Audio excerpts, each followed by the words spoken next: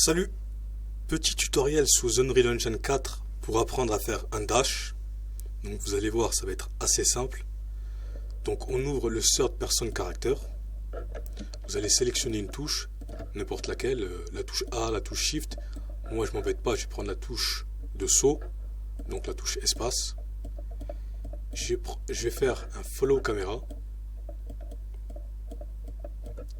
Get forward vector. Ensuite on tape la touche multiplier pour avoir vector multiply by float. On va mettre une valeur de 20 000. Et là on va faire launch character. Et là en fait ça va suffire à faire un dash, mais il va y avoir un petit problème. Et je vais vous le montrer tout de suite. Donc je vais supprimer ce mur. Je vais dupliquer le sol. On fait quelque chose à l'arrache, hein. C'est juste pour vous montrer, hein, pour vous faire un exemple. Donc là j'appuie sur ma touche espace. Et comme vous pouvez le voir, le dash fonctionne tranquillement. Enfin, il fonctionne correctement. Le problème c'est que si je fais un dash en hauteur ou pendant que je fais une chute, vous avez vu?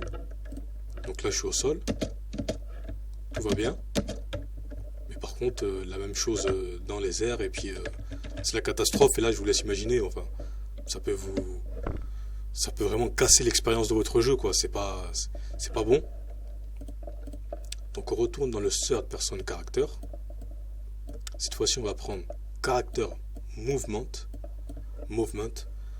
comme vous voulez. Et on va prendre Set Gravity Scale. Et on n'a qu'à le mettre pour être sûr à 50.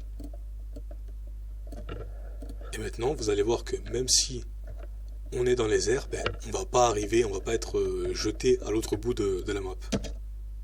Vous avez vu? Donc je vais recommencer. Hop. On atterrit ici, alors que si j'enlève Gravity Scale, là c'est reparti au fin fond de la map. Ok. Ce que vous pouvez faire, c'est que si vous avez une animation, vous faites par exemple play anime montage. Donc vous aurez votre animation, vous faites un délai. Le duration du délai sera setup sur la durée de l'animation.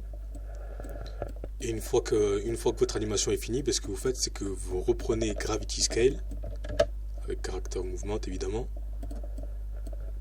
et vous mettez Gravity Scale à 1, ce qui est la valeur de base. Et vu que nous on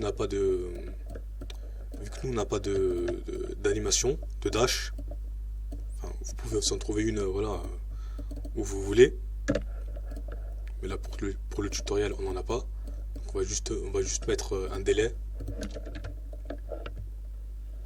de 1 seconde.